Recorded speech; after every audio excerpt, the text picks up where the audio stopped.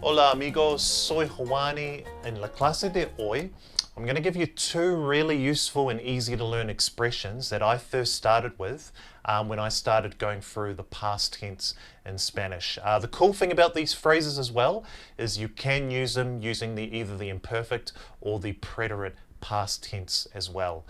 Just remember, if you're still kind of struggling to figure out when to use the imperfect or when to use the preterite past tense, I did do a video on that one about a week ago, so feel free to check that one out as well if you need to. But apart from that, let's get straight into it. So the first expression I wanted to give you is en aquel tiempo. So en aquel tiempo, so at that time. So I found this one really useful when I was talking about things in the past, but I was talking about things on a more broader spectrum, i.e. using the imperfect past tense. Although you can use this one with the preterite past tense in some scenarios as well. But to give you a few examples, at that time I was living, or I used to live, in New Zealand. So en aquel tiempo vivía en Nueva Zelanda. So en aquel tiempo vivía en Nueva Zelanda. All right. Another example, en aquel tiempo no teníamos buena tecnología. En aquel tiempo no teníamos buena tecnología. Cool, so starting to make sense. Let me give you one more. En aquel tiempo jugaba el rugby.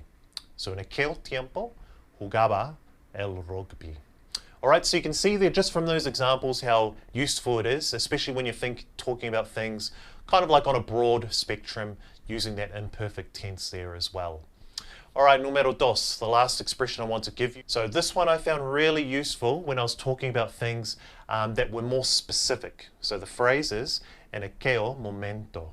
So en aquel momento. So referring to a specific moment. Alright, so to give you an example, anoche hablé con mi mamá y en aquel momento me dijo, tu papá está en el hospital.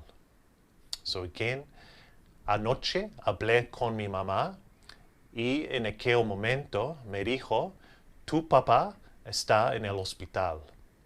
Cool, so you can see by that phrase we're using the preterite past tense, but as I mentioned in the previous video when I was talking about the verb to third in the preterite tense, the cool thing about it is you can refer it back to the present tense as well, as you can see what I did in that last sentence there. Oh, so is that making sense? So can you now see how you can add these two easy to learn phrases into your Spanish when you're talking about things in the past? So now I'm going to give you 3 quick exercises to test you, but also I just want to see if you can figure out when to use a preterite and then also when to use the imperfect past tense. So you guys know the drill. Translate these English sentences for me into Spanish. Alright, numero uno. So at that time I was young and I didn't know much. So at that time I was young and I didn't know much. Awesome. So what you'd say is, en aquel tiempo yo era joven y no sabía mucho. So again, en aquel tiempo yo era joven y no sabía mucho. So this time using the imperfect past tense. Alright, numero dos.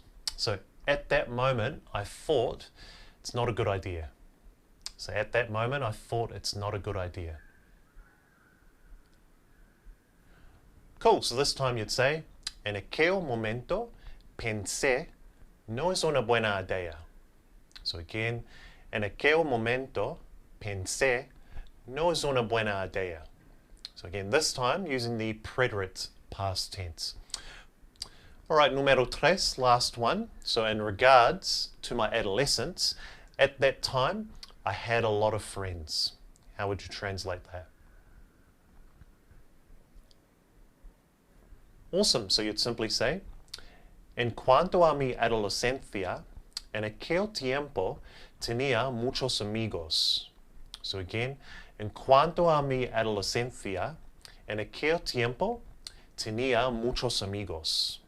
Alright, so again, this time around, using the imperfect past tense. Alright, awesome. So that's it from me. So can you see, guys, how using those two simple phrases, you can refer back to events that have happened in the past, whether you wanted to refer to a specific moment, using en aquel momento, Or if you wanted to refer back to something like a period of time, for example, using en aquel tiempo instead. Alright, so keep practicing, guys. As always, if you've got any other questions, feel free to give me a shout. But apart from that, that's it from me. Hasta pronto.